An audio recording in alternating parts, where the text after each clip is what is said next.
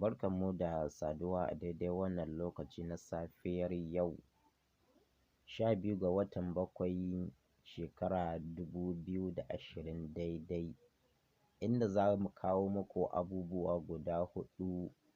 waɗanda idan suka faru da mutum ko kuma suka faru a lokacin yin rijistarsa ta Empower